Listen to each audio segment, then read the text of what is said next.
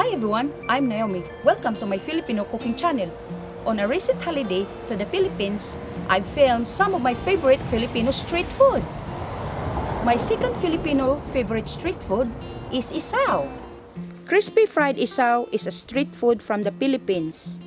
Isaw is made from deep-fried chicken intestines, usually dipped in vinegar or sukang pinakurat. The intestines are cleaned, boiled, drained and skewered. Then add egg, soy sauce, flour to the isaw. Then immediately deep fry until golden brown. It's one of my favorite street food in the Philippines. There it is. It's so good and it's so cool business. Yeah, everyone loves intestine in the Philippines. Tinaid nindot kay kanon. And I love it. That's how you cook it. You just put in a deep frying and fry. Just deep fry. That's it. Just like that. Almost done. Almost done. Can't wait to eat it. Once the isaw turns golden brown, remove from the heat and place on a strainer to dry off excess oil.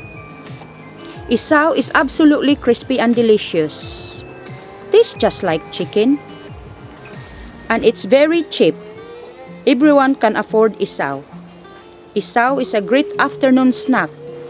Isaw are usually sold by vendors on street corners during afternoon. Now it's done. Let's taste it. You put dip in the sauce like that, and then you eat it straight away like this. Oh, absolutely lovely. It's a hot chili.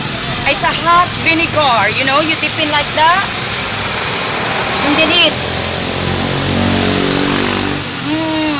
Absolutely delicious.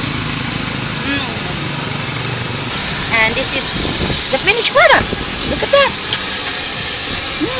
Isaw is my second Filipino favorite street food.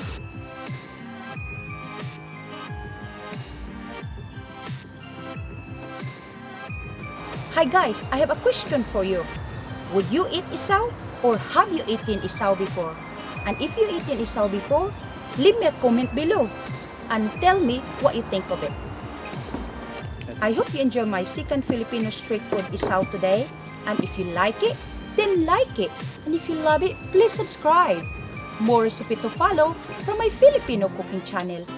See you soon!